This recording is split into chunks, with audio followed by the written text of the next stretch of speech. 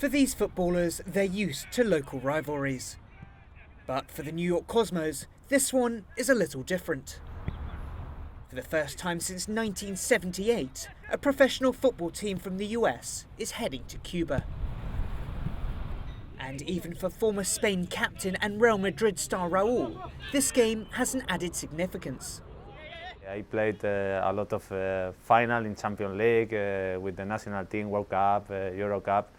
But to be honest, I'm very excited to go there to see this beautiful country that I think is Cuba.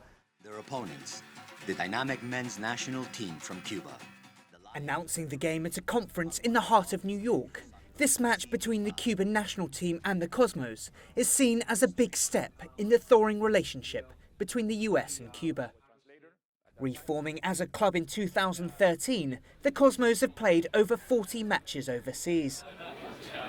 And they say that makes them the perfect ambassadors for such an influential sport.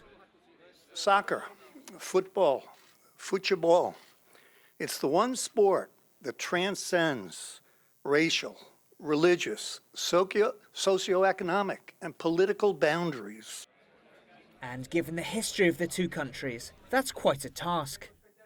With the US and Cuba announcing a commitment to restore diplomatic ties, experts say that games like this have an important role to play. Not just because of the business and political opportunities they provide, but because they get both countries to unite under a common passion for sport. And for Professor Lee Eagle, he says games like this can help break down significant barriers that have existed for so long between these nations. Sports is just a starting point. It's a way in to what's certainly going to be over the years to come a much larger conversation, business, politics, and society. Back in the 1970s, superstars like Pelé helped push the Cosmos into the limelight. Now in their second incarnation, this game could write them into US history. And while all attention today is on their next league match, players here say they're excited for their trip overseas.